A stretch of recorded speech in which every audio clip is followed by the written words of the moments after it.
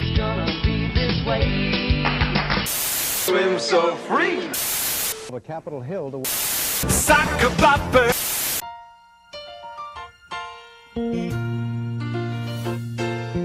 Making your way in the world today takes everything you've got. Taking a break from all your worries sure would help a lot. Wouldn't you like to get away? Sometimes you wanna go where everybody knows your name. All right. Hey, everybody. Welcome to another episode of Tune In Next Week, where everybody knows your name and you know our names. This is John, and I'm here with my co-host Brian, and this is Brian. Oh, yeah. So glad I remembered your name. I mean, glad you told me your name. This is another episode of Tune In Next Week, and if you couldn't tell from our somber beginning, that was the intro to Cheers, and we're doing an episode about Cheers.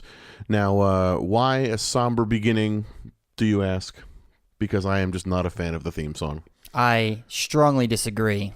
Yeah, and this has been a point of contention pretty much since we watched the episode a little bit ago. And I'm going to say out there before I go any further, it's a great show. I enjoy the show. I love Boston. I love Cheers. I love the show. I just really can't stand the theme song. Do you have specific reasons? I do, and I do. So I don't like the theme song because it sounds melancholy, and it makes me feel sad when I listen to it. You know, and I know that the lyrics are talking about, you know, going to a place where everybody knows your name, a familiar place, you know, things like that.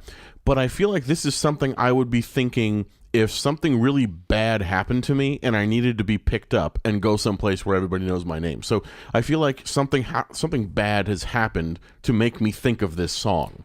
Right. That is the point of the song, though. Like, something bad happens. I haven't listened to the full song, but I'm familiar with a lot of the lyrics. Right. Some crappy stuff happens to you, and what's going to pick you up? Right. But what if nothing bad happens to me and I just want to go to my local pub to see my pals? I don't want to feel like something bad has to happen to me in order for me to go down to the pub. No. So, you know, like, I hear that song and I'm just like, you know, it's just kind of a letdown. I don't know.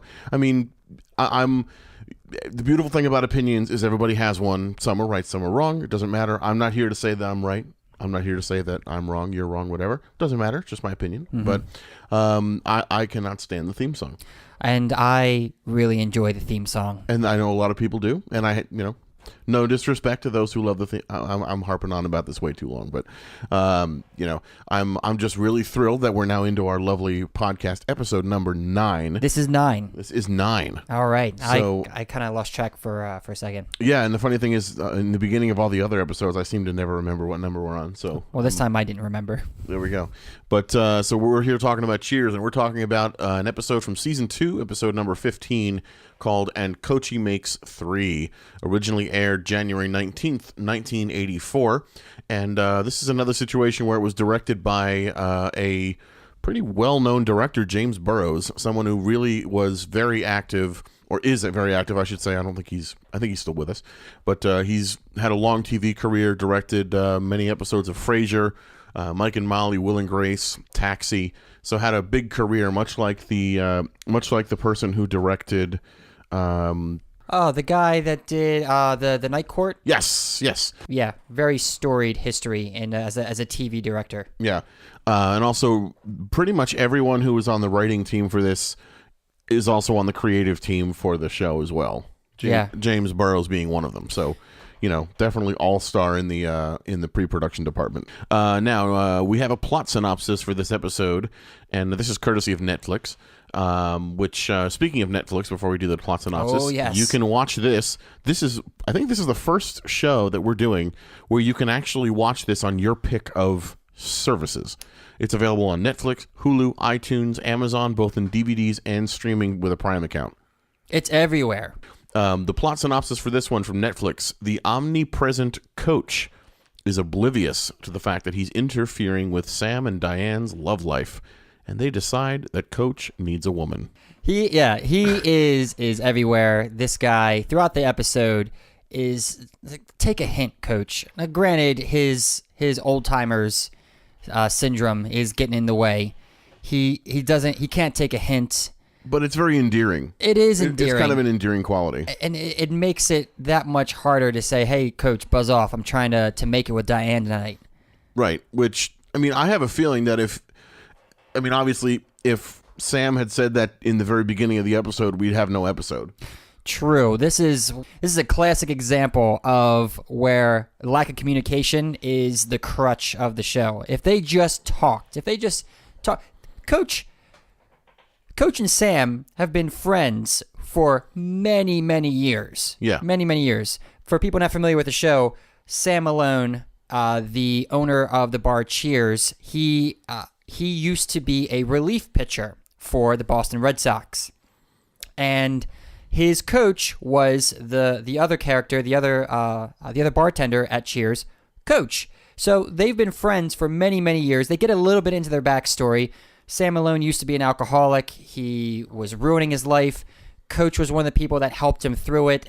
He's now totally sober, probably because of Coach. So they are very close friends. Got a heck of a history. Heck of a history.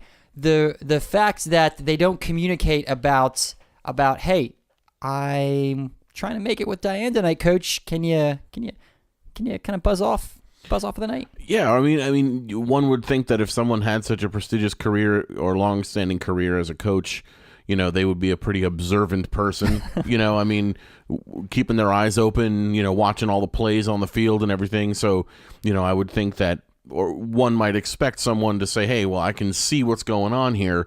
You've got, a nice meal you just had, candles on the table and so forth. And, there's obviously something going on here, but he I guess either his age or whatever it was, kind of precluded that. But that's okay, because that gave us this great episode. So yeah. we ought to dive right in. Let's do it. Norm and Cliff, two bar regulars. And Norm is not sitting in his normal seat. He is not. Norm has a regular seat at the Cheers bar, and he's hanging out with Cliff at the opposite end of the bar, looking at a couple of honeys. And these honeys are eyeing him up. Well, actually, the honeys were looking at them. They were. Right. They were. Very surprising for Norm and Cliff. Very surprising. And they were making it very obvious. Yes. It was just direct eye contact, smiles, just the body language was just screaming, come over and talk to us. Come over and talk to us. They were screaming to be taken to the Bone Zone. Oh, the Bone Zone. I love the Bone Zone. I would love to. Well, yeah. You put it out there. I would not take them to the Bone Zone. I don't think that's what you were going to say. No? No, tell me what you thought I was going to say. Oh, I thought you were going to say you were ready to take them both to the Bone Zone. Given the opportunity, those two particular young ladies, I would not take them to the Bone Zone. Okay, me neither. Not my style. Me neither. Not really my style. They didn't really have it up top. I agree with that. Not to mention the one in red was drunk off her ass. Yeah. She completely drunk off her ass. Funny you should say that. I noticed that and just thought, man, what a really, really great choice for this actress. Yeah. Yeah, absolutely. And I mean, completely nailing the whole slurred speech and everything. I mean, she was the personification of drunk. Yeah. Drunk woman trying to pick up a couple of dudes at the bar. Then again, a drunk woman would probably be the only one trying to pick up Cliff and Norm in a bar. So very accurate observation. Right. Cool. So they're getting ready to leave because Coach calls last call, and they kind of walk past Cliff and Norm, and of course Cliff and Norm are acting like, amateurs, dude. Well, yeah, but they're acting like googly-eyed boys when a girl decides to talk to them for the first time in school. Yeah, dude. Total amateur hour. Just pacing back and forth, trying to be coy about it. Are they still looking at us? Let's go walk down over here. Let's see if they're still looking at us. Of course they're looking at you. Come on. Well, yeah, but then as they're walking out, they're trying to have a conversation with them, and Cliff is just like, making his little noises and whatnot. I thought that was hilarious. It was funny. I did laugh out loud when that happened. So the girls walk past them and they, hey boys, like a late night spot that we can go to, someplace we can hang out after. And they do the groans, and while funny, It went on a little too long. Did definitely went on too long, and it was Kind of like the theme song. awkward to see. I love the theme song. The theme song could have gone on much longer.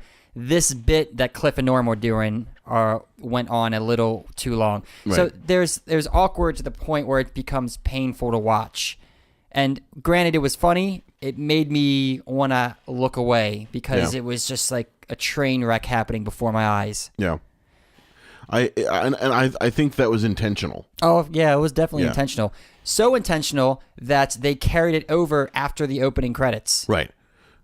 So after the opening credits, the two women leave, and then the two of them, Cliff and Norm, decide that those women were not really worthy of their attention, and then they start screaming insults at the closed door, which I loved. I thought that was great. I loved the jokes. They were funny.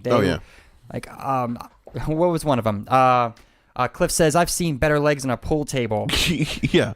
Or you could use your chest as a straight edge. Yeah. It's like, wow. Next time you come back, put a bag over your head. Yeah, I was like, wow, that's cold. Things I would never say to somebody I'm picking up in a bar. But I don't know if I should even say this. The noises that Cliff were making, it sounded like he was coming in his pants. She's talking to me. Jizz in my pants. Andy Samberg's face. Yeah. And that when he does the lip curl. Oh my God, yes. So good. I love it. We're mixing generations, but hey, nothing wrong with that. Cool. So now we are in Diane's apartment. Diane's very small, quaint, cute little Boston apartment. Yeah, I liked the decor she had going on there. Yeah. And she cooked what Sam described as a mean eats, or whatever words he used, but he was like he seemed like he was really happy with it. And she cooked some kind of French dish, and I wrote it down. I'm probably going to butcher the pronunciation here, but it was Rognon de veau à chartreuse. Something. I mean, I apologize. I don't speak a word of French, but what I was able to translate online, it comes out to veal kidneys. On behalf of John, I apologize to all of our French and French Canadian listeners. Thank you. You might as well throw an apology for people who are a fan of the theme song too, just to cover our bases. Okay, I'll do that at the end. Okay. So afterwards, Sam is saying that he's got to wait for his meal to settle, and he wants to check the scores out, and he goes and grabs a TV, a little tiny portable TV from on the floor in the corner somewhere. Was it a TV? I thought it was a radio. It was a TV. It was a TV. Because he said, I want to check out the scores on the tube. Oh, yeah, yeah. I mean, it was a little tiny TV. Like, it couldn't have been more than a 3-inch screen. The fact that he was messing around with an antenna made me think radio. But, you're right. Yeah, because when Coach we'll get to that. Yeah. But, so he's watching this little teeny tiny black and white TV. And, of course, I don't really watch sports, but I know when I want to watch a movie or something, I want to, sit back, put my feet up, kick back, relax. What does he do? He puts this TV on the table in front of the couch, and he's like just sort of hunched over looking at it. Mm-hmm. It didn't look comfortable at all. Yeah, but he was intensely watching it. Right, and then once Coach shows up, Coach is like, "Hey, it's Mitchum night. Robert Mitchum. They're gonna watch They have like a little tradition where they watch Robert Mitchum movies." And then Coach sits down, and everybody's getting comfortable, but like we're still watching this little 3-inch TV. Well, hang on. You're glossing over what Diane said. So Sam brings out the TV and sits down, and Diane's like, "I spent a lot of time on this dinner," and Sam's like, "Yeah, it was great." It's like, "Well, this is something that we've done a few times now. We're getting a little too routine." Sam's like, "Yeah, we'll do something interesting then a little later after my food settles." And she says, "Well, I was thinking of something right now," like overtly suggesting sex. We are about to have sex. As in, she wants to get taken to the Bone Zone. She needs to be taken to the Bone Zone. She's got tickets, and Sam's the conductor. She's got a ticket to ride, but apparently Sam doesn't care. Very nice. So she's like, "Well, you get comfortable. I'll be right back. He goes in. She goes into her bedroom. Now, before she goes in, I made a note of her outfit. It was a jumpsuit. It looked like something you would wear in the Air Force, with the exception. Yes, dude. It was. You're right. I'm just thinking back to it. You're absolutely right. There was some elastic around the waist to make it look like a high-waisted pants and a top, but it was one piece of fabric. And the only thing that kind of made it look feminine was there's a few rhinestones and buttons on the front. But you probably could have put a couple of patches on there and had Diane go right under the set of Top Gun. Exactly. This jumpsuit was atrocious. So awesome that she decided to go into the bedroom and put on something a little more feminine, a little more comfortable. Right.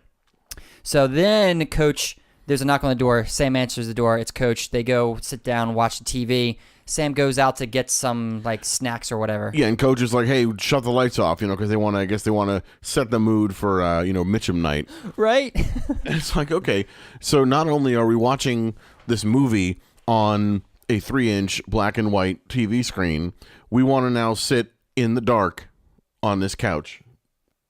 Yeah, just doesn't sound like a good experience. So who comes out though? After Sam leaves, turns off the lights and leaves, Coach is comfortable on the couch. Diane comes out with what is? She's pretty much wearing like a nightie, or like a negligee kind of thing. And then she has this line. She goes, "Take me, you barbarian." Well, she's walking around with a bottle of perfume, spraying. Oh yeah. What are you doing? I just messed that. I accidentally. Good job. So she's walking around spraying this perfume in front of her. Take me, you barbarian, and swoons onto Coach's lap. And then Coach goes, "Oh, hi, Diane." Jumps up and runs away. Yeah. So she freaks. And then, of course, Sam's in the other room. He comes back in. "Oh, hey, what happened?" Super casual. I mean, he doesn't come running or anything. He hears Diane scream, but he doesn't come running. He's just still taking his sweet old time. Diane could have cut herself open and be bleeding all over the place, but Sam was going to take his sweet old time getting their little snacks and whatnot. Right. Yeah, so he comes in, asks Diane what's going on. Diane comes out and says, "Hey, Coach is here. Why is Coach here?" Well, Coach is here. We watch this movie. This is the thing that we do all the time. We never miss this movie. So, well, I was trying to, go to the Bone Zone. You're my conductor. I got tickets right here. Take me to the goddamn Bone Zone. Listen, let me show you my outfit. Brings him into the bedroom. Half a second, Sam sees the outfit. Half a second comes out. "Coach, gotta go. Get out of here, Coach. Scram. So Coach is like, what's going on? He's like, "I got something to do with Diane. You're encroaching. You're encroaching into my territory, Coach. You're making my train to Bone Zone run late." Yeah, your departure is right now. Get out. All aboard. All aboard the Bone Zone. All aboard the train to Bone Zone. So Sam kicks out Coach. Coach is like, "Oh, sorry. I had no idea. I should have realized you guys were having a thing. It kind of slipped my mind because, I'm an old man. I've got nobody. I live alone. So it kind of sucks, being by myself.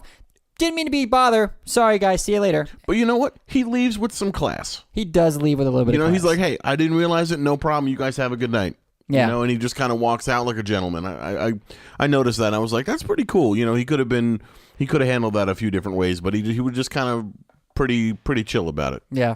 The little comment at the end, the pity comment he threw at the end, I was kind of like, nah, wasn't really necessary. Yeah. I felt for him a little bit. I felt for him also. You can't help but feel for him. He's a lonely old guy. Sam's probably his best friend in the whole world. Yeah. At this point. Right. He's so old, all of his friends are dead. Yeah. True. And how many people from their team is he palling around with? He works at Sam's bar, for crying out loud. Right. But so anyway, they kick him out, and of course now the two of them are like, "Okay, what did we do to this sweet old man? We just kicked him out, and now what are we going to do? How are we possibly going to go and fuck now, knowing that we just kicked this old guy out?" And he had this little almost like this little puppy dog face as he was leaving. Yeah. So they're like, no, get him back. We'll watch the movie with him. And then, they all sit together on the couch and watch this movie, hunched over this TV. Yeah. So, I mean, that was a nice moment. Yeah. And so now we come back from a break and we're back at the bar. And we see Carla. And I got to say, Carla is my favorite character. She's pretty awesome. She's one of my favorites also. Yeah, she's my favorite because she talks the way I think when it comes to dealing with people. Yeah, she's hard as nails. Yeah. Attitude all the time. She has no filter. None. And I love it. None.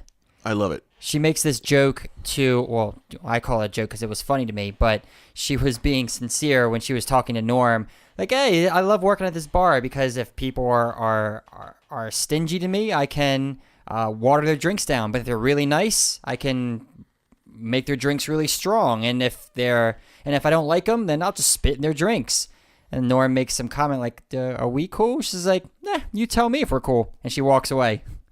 And then right at that point, Cliff walks up, puts his beer down, and then when he's talking to somebody else, Norm switches the beer with Cliff, and then Cliff's like, hey, Carla, sorry I called you a, cocksucking whore or whatever he said. I didn't catch what he said, but right then and there, Norm takes a swig and spits it out. So obviously Carla's done something to Cliff's beer that was now in Norm's hands. Very funny. After that happened, Sam and Diane show up and just bemoan the night that they had with Coach and how awful it is. And the assumption is that if some time has gone by since when last we saw them. So, theoretically that a few weeks have gone by or a couple of days have gone by because Coach has been spending all this time with them. And, Diane and Sam are talking about, we really need to figure out how to get rid of Coach because this has gone on long enough. And, we got to do something about it. Yeah, they watched a few movies. You can tell, you can kind of roughly guess the amount of time that's passed based off of the movies they've rattled off. They watched, I forget all of them, but one of them in particular was a Godzilla versus Mothra movie. Something like that.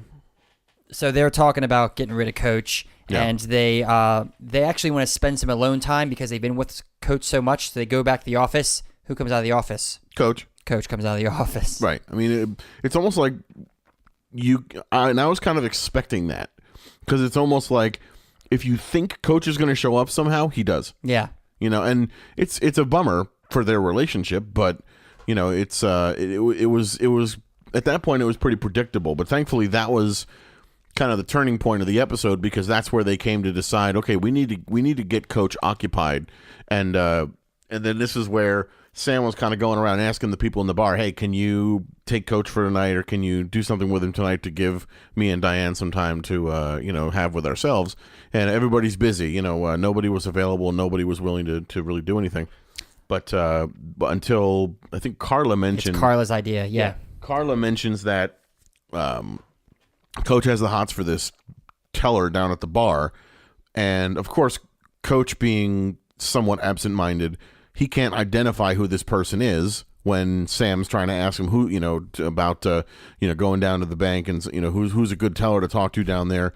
He rattles off a whole bunch of different names. And then as soon as Sam gets a name, Sam bolts out the door, presumably to go run to this teller. Now, what I loved this sequence because as Coach is standing at the bar, completely oblivious to what's happening, he's saying, "Oh no, it wasn't Sharon, it was Anita," and then someone else is like, "Oh, I got it," and then they run after Sam, and then, "Oh no, it wasn't Anita, it was Janine." I'm getting the names wrong, but basically, as Coach was correcting himself, more people were running out of the bar to catch Sam, who was already on his way to whatever bank was first named. Right. And I mean, we get all the way to Norm where like everyone else has run out of the bar. Norm is left and Norm's like, I got it. And he takes this beer with him as he walks towards the door. Strolls. Like everybody else runs after Sam. Yeah, Norm just gets up and I got it. All right. But he takes his beer to go. I was like, that's funny. Norm. So Sam and Diane, so the result of all this is they find a bank teller for Coach.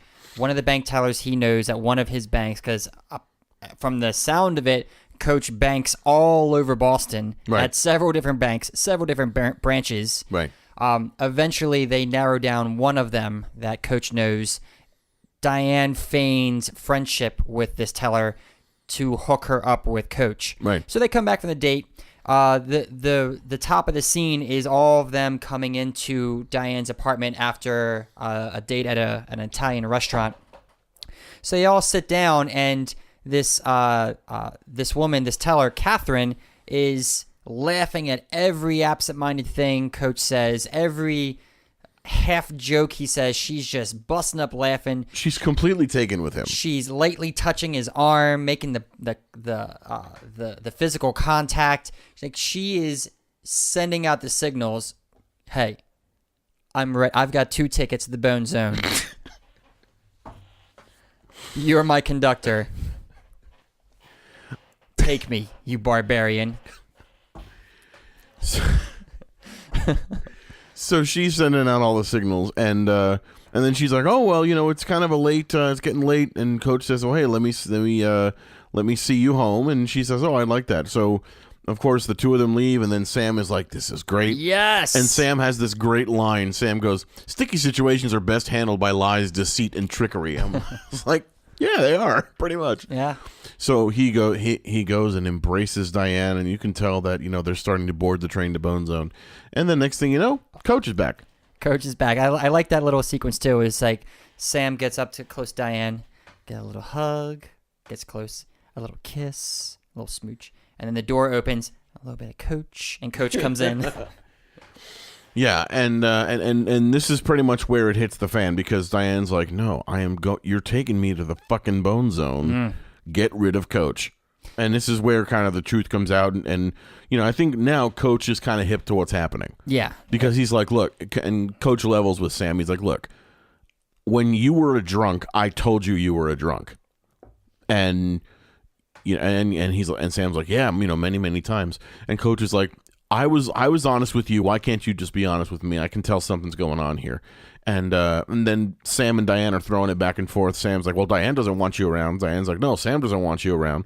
And the truth finally comes out, and Coach is like, look, if you don't want me here, I'll leave. And then he leaves. Now, the way it's delivered, the dialogue by itself, I get it. It's fine. You guys, I'm hanging around too much. I'm getting in your way. It's cool. I understand. However, and that's just the dialogue on its own. But the delivery made it feel so much worse. Yeah. And it wasn't like all sad puppy dog either. He wasn't that beaten down about it. It was just it was made to be such a big deal when it really wasn't. Right, you're right. But his delivery just made it so much sadder. Yeah. But it's kind of hard for me to really deliver here. It wasn't like Puppy Dog said, "Oh, you guys don't want me around. I guess I won't be around." It wasn't like that at all. It was like I can't really express it. It was almost like he was like, "Why didn't you just tell me?" It was almost frustration.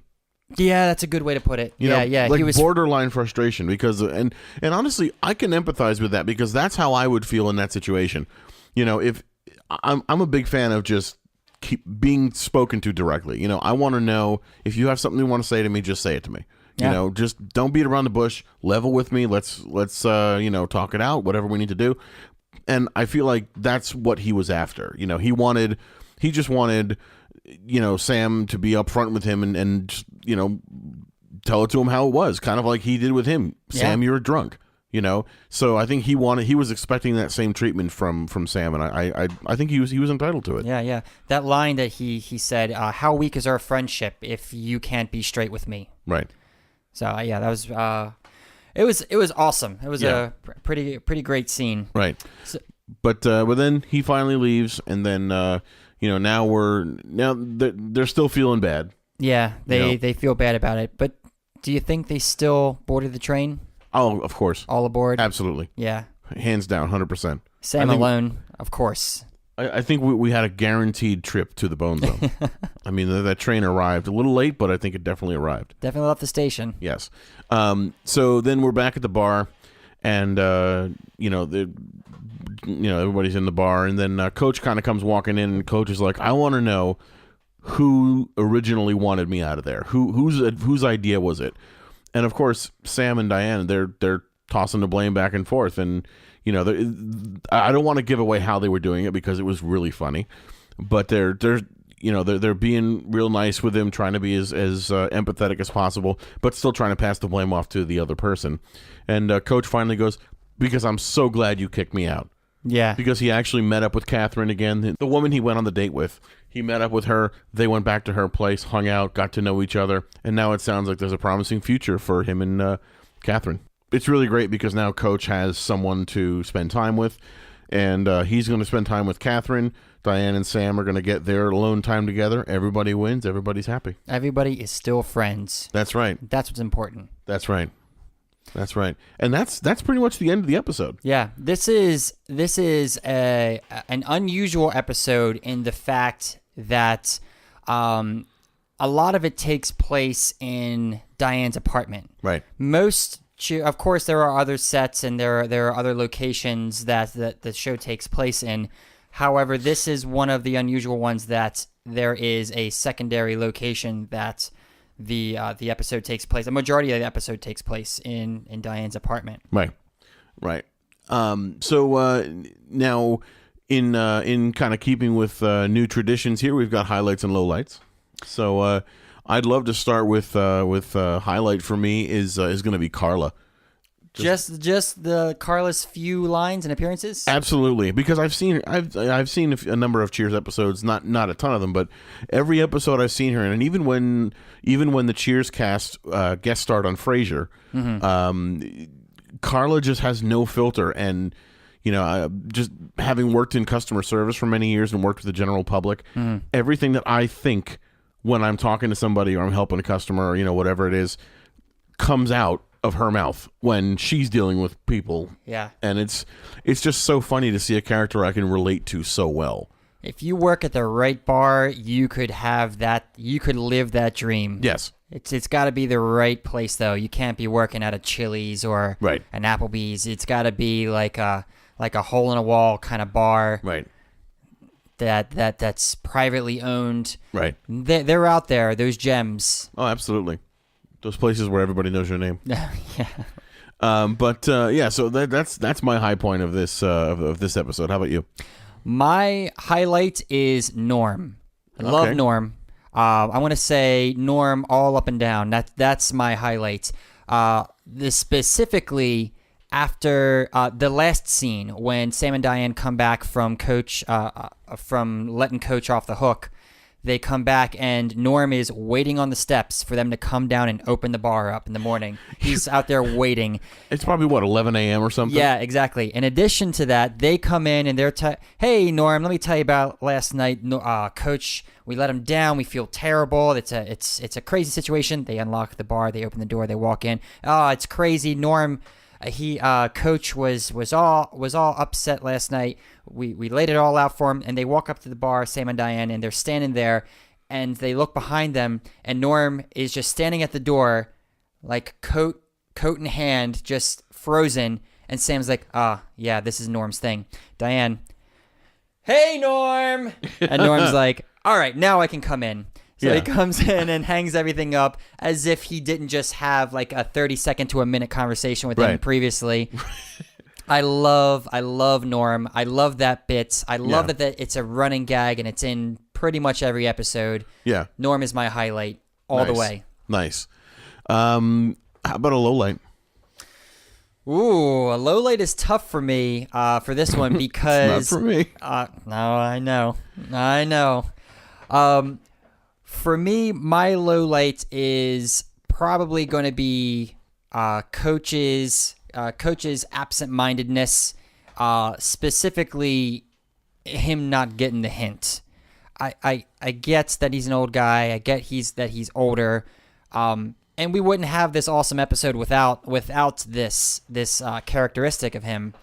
But typically, it's endearing to me. I've watched every episode of Cheers, start to finish, 2 times all the way through. And I love this show, and I love Coach. But this one particular episode, his old-timer syndrome is a detriment to me, and I just feel for Sam and Diane. I feel for him. Yeah. So my low light is the coach, the crutch of the episode. Yeah, interesting. So my low light is the theme song. Big surprise. Yeah, I'm not going to harp on it because I know I talked about it in the beginning. But I was just thinking, how can I speak more proactively about this? Because I don't want to sound like a curmudgeon and just be like, oh, I hate the theme song. Well, yeah, that's your right to hate the theme song. You don't have to like the theme song. Of course. But like, if I'm thinking about a show about a bar, I'm thinking about like a country song like I Love This Bar or like Friends in Low Places, like a Toby Keith song. Something that just kind of sounds like, it screams camaraderie, like a bunch of people putting their arms around each other, chugging beer, like something that just sounds a little more positive. I mean, even just listening to that introduction evokes sadness for me, or evokes like just, I don't know. So, the low point, like I mentioned, is the theme song. If I could change the theme song, I'd just make it something that was a little more about spending quality time with friends and not like looking back on something. And I see that it's interesting to me that it evokes that emotion from you, because it's the complete opposite for me. Whether I'm in a good mood, there's Cheers, and I'm saying Cheers as the just your standard dive bar that you're a regular at. Right. For me, I hear that song and I think, all right, so whether I'm in a good mood, yeah, let's go to Cheers and let's keep the good times going, have a few drinks, hang out with my buds. Yeah. Bad things happen. Well, let's go to Cheers. Let's pick myself up with a couple drinks, hanging out with my buds. Right, but why would I need drinks to pick myself up? Well, that's the difference between you and me. Right. And not meant to be, I'm not trying to, I don't judge anybody. I mean, everybody deals with things in their own way, but I would not turn to a bar to feel better about something. That's just me. I like going to bars to either celebrate something or have a good time or something. I mean, I deal with negativity in my own way, and maybe that's why I feel the way I feel about the theme song. I like hanging out at bars, and not just for the alcohol. I like the bar experience. Yeah. I like sitting at the bar, or even in a booth or an out of the way table. Yep. In a bar, if it's got pool tables, if it's got dartboards, if it's got arcade games, those are just bonuses for me. Sure. But the bar atmosphere, the dive bar experience, I love it. Me too. If there's an interesting type of bar, I like it even more. But my favorite go-to bar is the Irish Dive. Yep. It's Completely agree. one of my favorites. Yep. So that theme song. I've been a regular at several different bars throughout my life. Yep. And that song reminds me of being a regular at a bar, good times or bad. So sure. I definitely accept and understand where you're coming from, but for me, the theme song evokes a different emotion, which is and that's the awesome thing about music. Absolutely. I was just going to say that very thing. Music says something different to everybody. And I'm sure there may be people out there that are, vehemently agreeing with you, and there may be some people vehemently agreeing with me. I'm not here to change opinions neither, and I don't think you are either. I just really have ever since I've seen that show for the first time, I've always just not, I've not been a fan of the theme song. But like if I'm watching another show, and I hear, hear the Golden Girls theme song, hear the Knight Rider theme song, Airwolf theme. I mean, like the theme songs seem to evoke more positive things for me for other shows and so forth. But I get what you're saying, and about the seriousness of having a place of reassurance and things like that where everybody knows your name and stuff like that. I get it, and I support it, but it's just not not for me. Fair enough. Yeah. Fair enough.